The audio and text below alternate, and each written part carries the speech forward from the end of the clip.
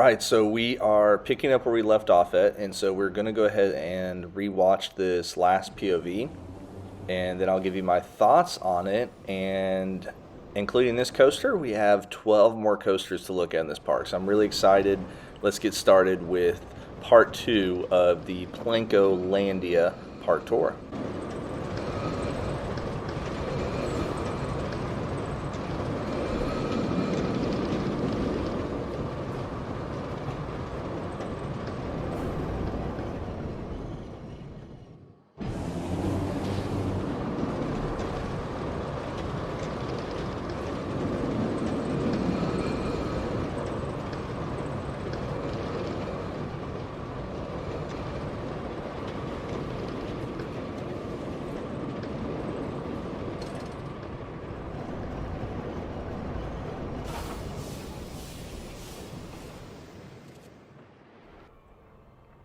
I think that was a very fun and very unique kind of boomerang shuttle coaster, and it looks really cool. I wish we had some, newer models of the shuttle coasters in the game. Kind of like you see new Vekoma models instead of having to use the SLC, or not SLC, SLV coaster model and stuff like that, because that one just obviously looks really old. But this is really cool, keeping the sci-fi theme and all the theming around and stuff like that. So that's a really good job. Really did enjoy that coaster. So now, as I said, we have 11 more coasters left in the park. So this is a doozy of a park for sure. But I'm really excited to continue to take a look. So that was Outlaws Tower Defense. And now that looks like a take on a three-dimensional coaster right there. So maybe that's where we're heading next. But the custom supporting on that looks awesome. Looks really good. Oh, we got Cal. Tommy CM's favorite. Cow King Spin. Okay, is that the coaster? It's a very unique name for the coaster, and I do love the sign. Maybe the only thing on here would be adding some shade in the queue, just to kind of allow guests to, be able to kind of cool off while they're waiting in line. Oh, it's a three-dimensional Mack spinning coaster. Oh my gosh! All right, this is this is gonna be a little crazy. That looks awesome. I don't know if I'd do that in real life. That might be too much, but I love the got milk sign right there. I think that's a cool touch. And then here we have the station. So I guess it's supposed to be like a farm where you keep cows and stuff. And so as we look at these stats there, and I'll chat with you after the coaster.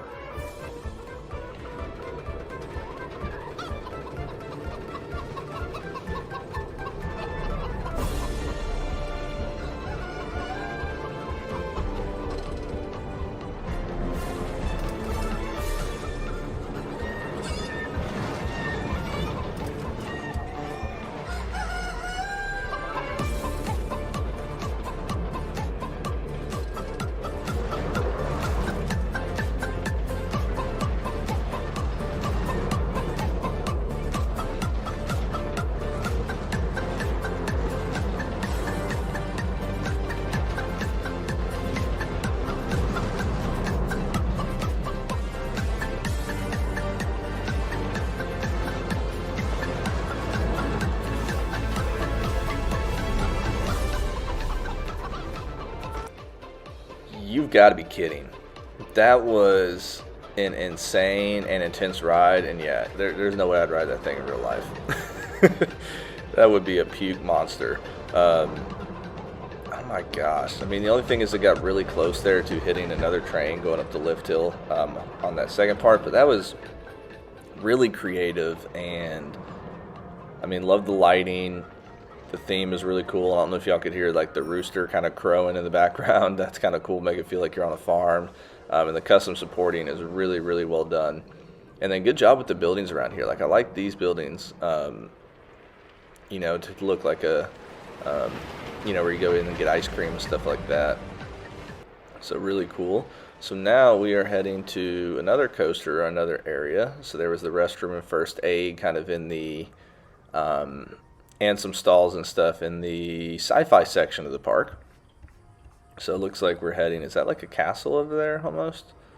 More of a spooky area potentially. So Hollow Knight.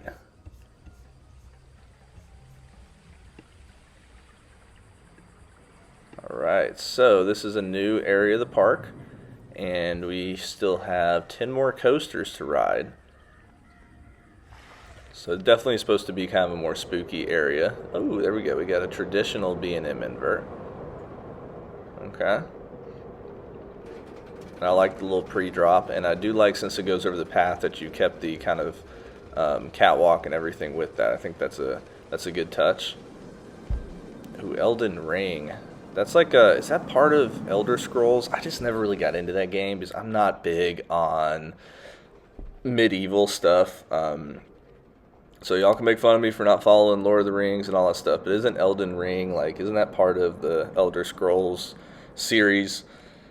Yeah, this layout looks awesome. I love a good B&M invert, man. They're so intense. They pack a punch. I feel like pound for pound, B&M inverts are the most intense coasters in the country, or in the world, for how big they are and how intense they are. All right, so there we are looking at the stats, and I'll chat with you afterwards.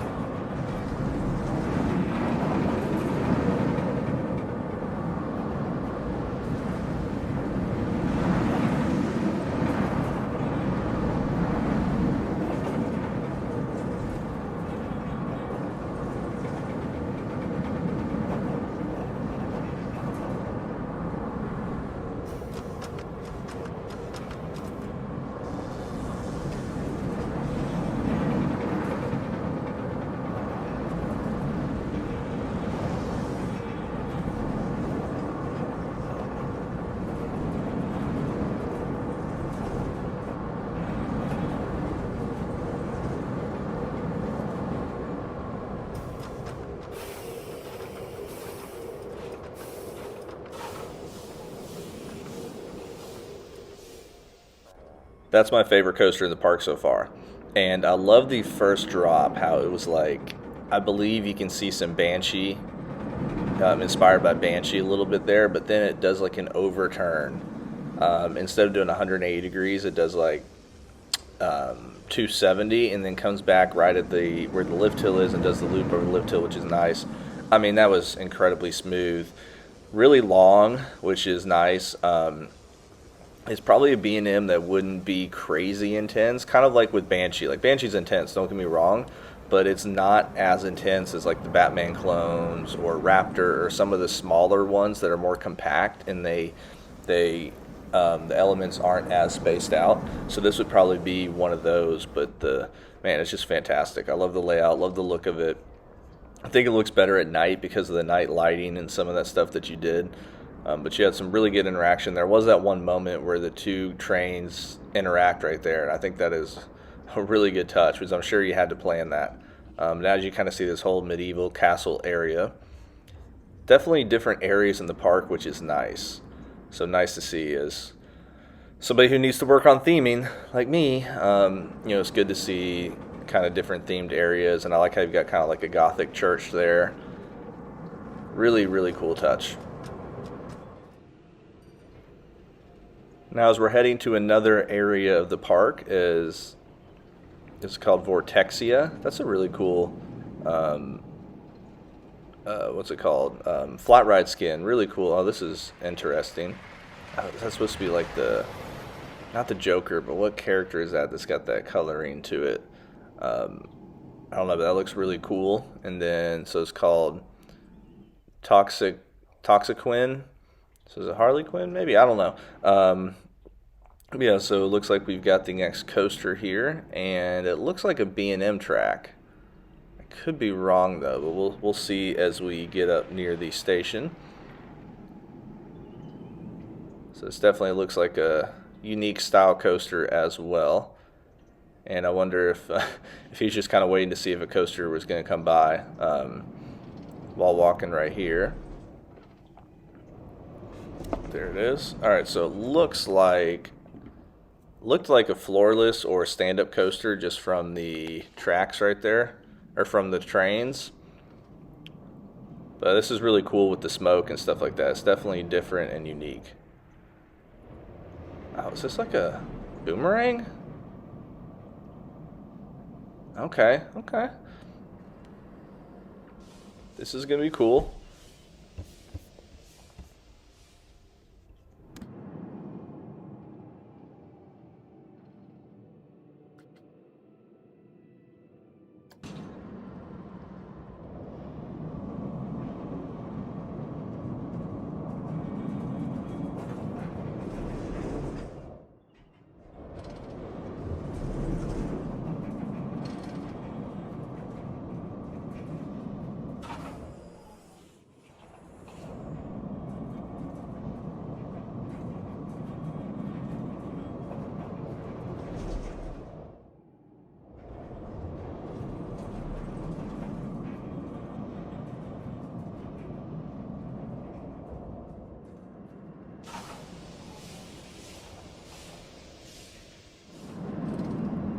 Now that was very different to say the least. I think it was cool. Is definitely something you don't see. I love the smoke going through it and stuff.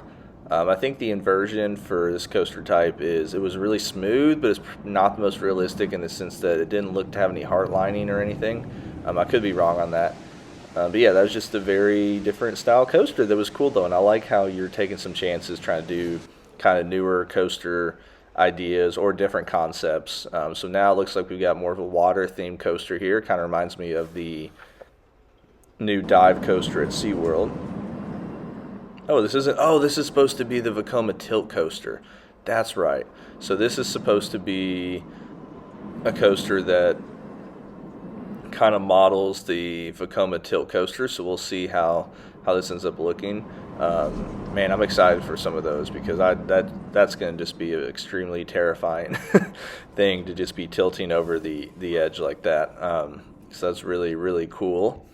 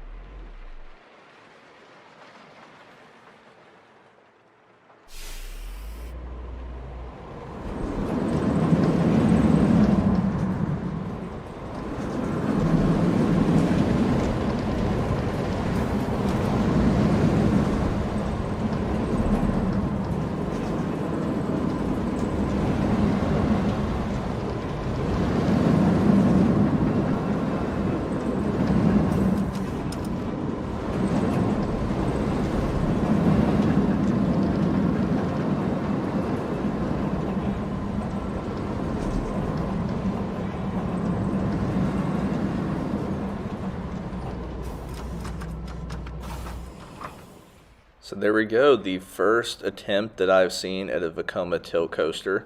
And so I wonder what pieces you put right there. Was that maybe, is it maybe a launch section that you launch at its lowest speed, but it's got a hold? I don't know, but it's really cool. I think the layout was good. I think it would have been cool to ride that in front bumper view, just because I think that, that's always the smoothest, and I think some of the elements you did really good, like this inversion coming up right here seems to fit right in line with kind of the newer Vekoma models and how they kind of have some of their inversions built in. But this ride is not, I think it was really good because it looks to me like it was not meant to be this ultra extreme coaster. Like, yes, it's got that crazy first drop, but it's only got one inversion, so this would be something that you could try to market to try to get more families involved in it instead of just the enthusiasts and the big thrill seekers. But that's really, really cool, and I like, as I said before, you kind of doing some different things, stepping out of the box some and trying to, just be creative with it. And so now we've got another really colorful coaster here to the left, as this is called Stinger. Okay. I was like, Stein? Stinger makes sense because it looks like a bumblebee, or colored like a bumblebee. And so it looks like, once again, it does look like, oh, that's the, I was going to say B&M, but that's a single rail model. Okay. The Raptor. Man, in Planco 2, I hope we actually get a true Raptor, because the Raptors in this game are technically the T-Rex. They are smooth, but they don't flow and seem to just kind of glide through the layout like the actual ones do in real life. But as you can see, I mean, really cool layout. I like how there's a lot of interaction kind of around the queue as you're waiting, so you can kind of see the coaster go by a lot. And then also the different colors, like that's tedious to color every other piece. So I commend you on that. Once again, I think here in the station, maybe adding some cross beams across the top would do good, would do well to kind of add some more to that. But yeah, let's go ahead and take a ride on Stinger.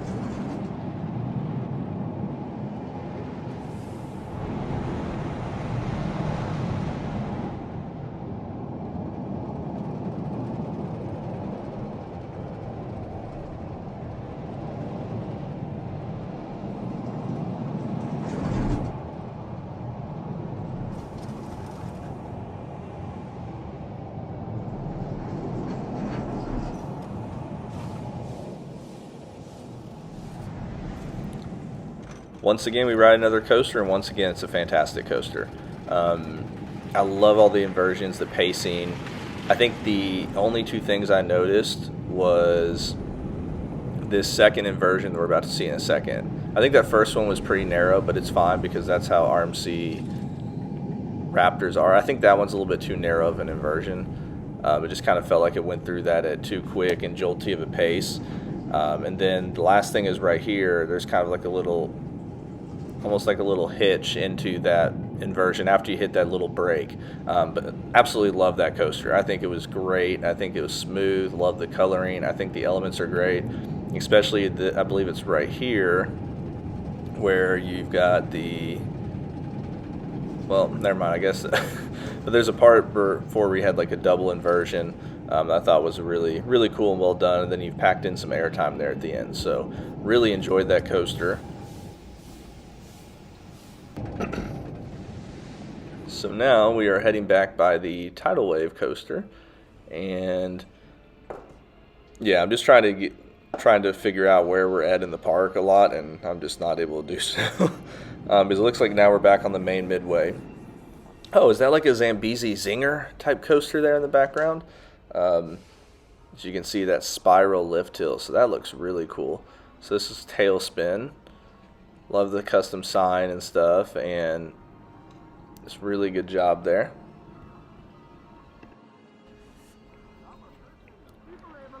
Alright, so on to the next coaster, and I think it's probably going to be that one there on the left. And so I wonder, is that actually a wooden coaster? Oh, I love this. It's almost some of those buildings on the right kind of give it more of a beachy vibe. So I think that's a cool little touch there. Some little cabanas and huts, and especially with the coloring, I think that's what makes it stand out.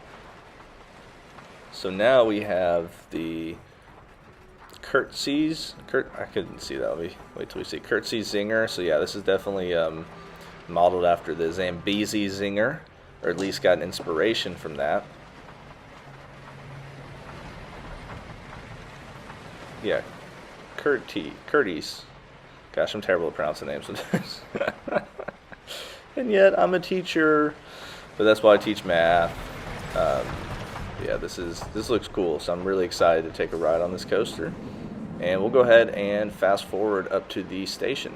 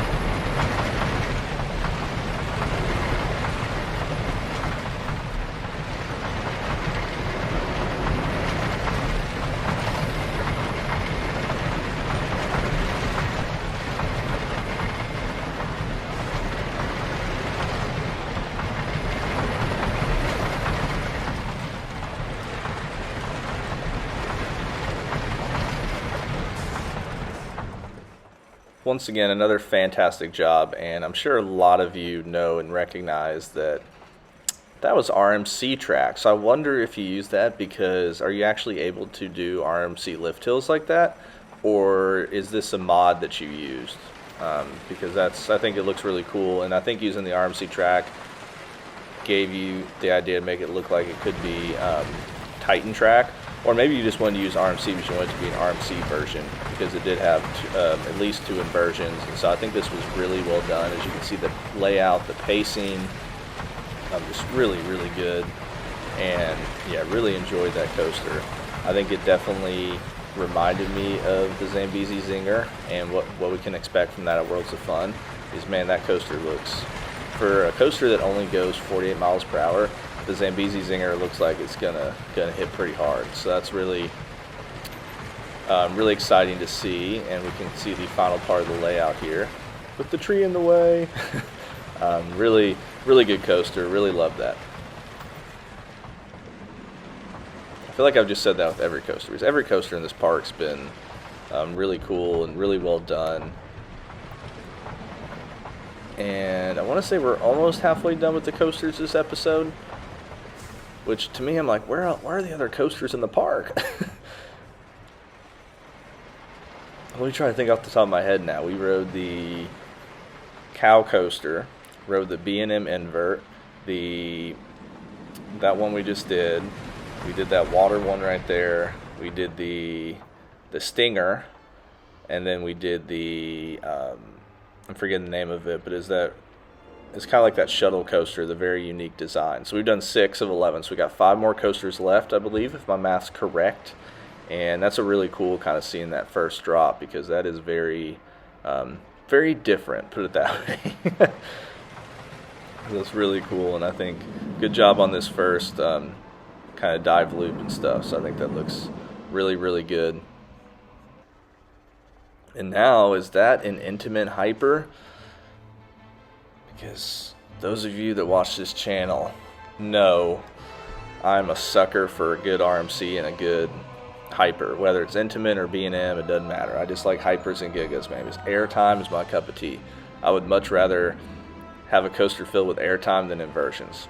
That's just me, though. Oh, we got the Espion Stealer. So it looks like could have taken some inspiration from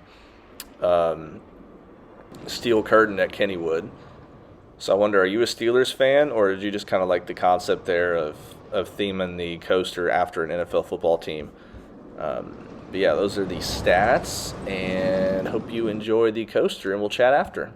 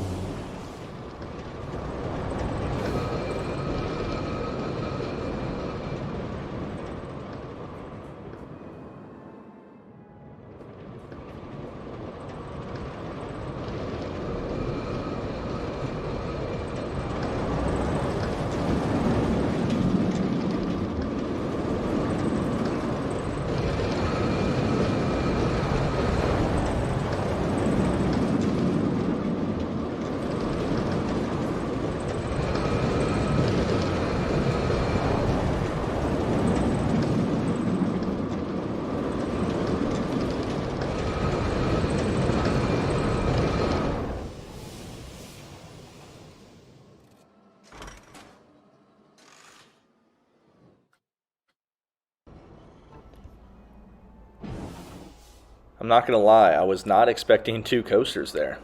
That's really cool because the tracks intertwine a lot, which is a cool concept, and the layouts are both different. I think the first one I liked a little bit more because it had some really kind of strange, unique kind of shaping to the elements, because you really felt like you're upside down the entire time.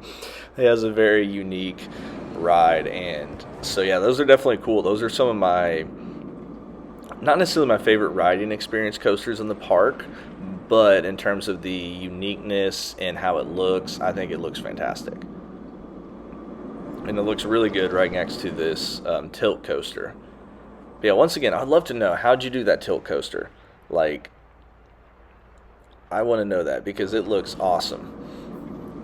And once again, looks like we got the Intamin Hyper there. So hopefully, or maybe we'll be heading there next. As we can see, the coaster kind of going right around the queue, which is nice. So I'm guessing this is the queue, since maybe the queue for the second one. Yeah. Okay, that makes sense now why there were multiple openings like that in the main sign. So I think that's a cool touch. Now we're back out here in the plaza, and you can see the sign is really well done. Yeah, man, one thing that I wish we had on console is just, like, I wish we had letters. Like, why could they not have given us letters in the game? That to me seems like it's something pretty simple to create, but you never know. It looks like an El Toro inspired coaster there to the left. So we got Algos God of Pain. All right. Oh, which, by the way, I just got a PC, or getting it for Christmas, so just bought one. It's it's the starter PC for me, just because I can always replace parts, and So that first drop looks awesome. But it's one of those, I'm just so used to gaming on console. I don't know how much I would like PC, so I didn't want to spend too much money on something. But it is a Ryzen 7, so I think it'll be good enough to get started on and play some Planet Zoo. So after Christmas time, I'll get used to and adjusted for that. I have ideas of a new park on console, but we'll see if I end up doing that on console or PC. But I got some ideas for that, just to kind of keep you posted on that. All right, so now here we are to the God of, what was it, God of War? Ooh, I forgot what it was. So yeah, let's go ahead and take a ride on the Intimate Hyper.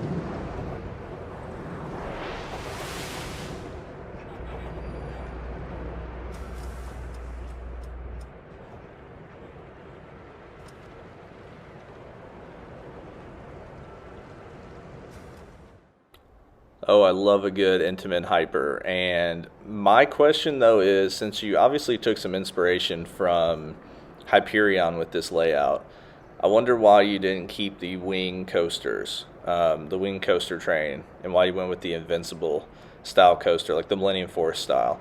Oh, those lights look cool.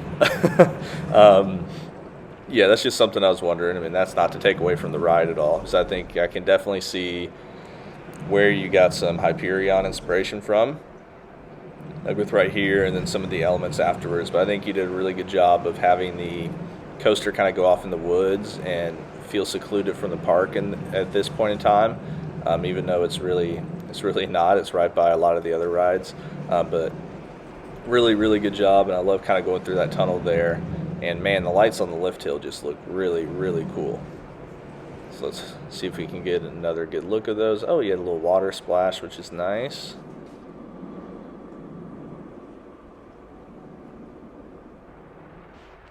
Yeah, those lights on the lift hill look really cool. That's awesome. And it looks like that might be, whatever that coaster is to the left there, might be overly lit up a little bit, but it still looks good. And as you can kind of see the lights, oh, that's cool, having that water effect there. Really cool touch. Now, I believe we've got 2 coasters left in the park. We got this wooden coaster, and then whatever that coaster was in the back that we just saw that was really lit up, that kind of turquoise coaster. So we got 2 more left to ride. This definitely looks like, from the look of it, that it had some, oh gosh, what's it called? El Toro inspiration, so it's called Cane Wolf. But then it also looks like it has a loop in it. So this is going to be interesting. Yeah, that's definitely a loop that's part of this ride. So, and with the custom supports there and stuff, it looks like. So it looks like we got a little, not just El Toro inspiration, but a little Son of Beast inspiration as well with the loops. So we'll definitely take a look at this as you can see the stats, and I'll chat with you after the coaster.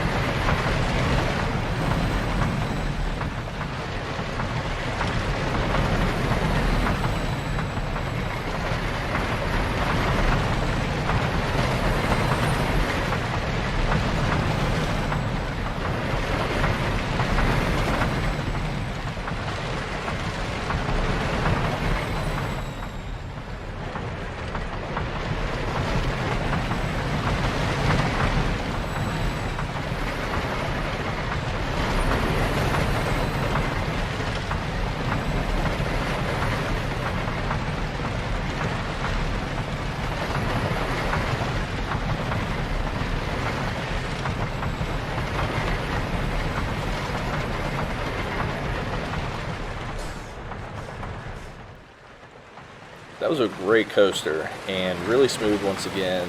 Really strong layout. I mean, you've got that loop, and then it looks like it's supposed to be a wolf, but it kind of looks more like a Yeti. Kind of reminds me of the one at, oh gosh, Animal Kingdom. Yeah, with that big Yeti in that one area. Expedition Everest, there we go. But yeah, this is awesome. It definitely looks like you got some El Toro inspiration with some of the layout, although a little bit more modern elements for a wooden coaster. And you know, it feels like with how the coaster is laid out that you probably could have used the GCI trains or something with it. But this is really cool. Oh, that's supposed to be, it's not a Yeti thing. That's a, that's like a dragon or something. So that's cool. So Moomin Little Aqua Trax, or track. Okay. So give it a little shout out to Moomin Little Socks there. So this is the last coaster in the park. So thank you for everybody who's watched these 2 episodes, as I know this was a lot, but it's really, I think this is really well done with the coaster designs and stuff. And as I said, this is my type of park, having this many coasters. But as you can see here, trying to, you know, match the fencing to the queue. And we've got an open station, which is also kind of cool. And so let's go ahead and take a ride on this Mack coaster.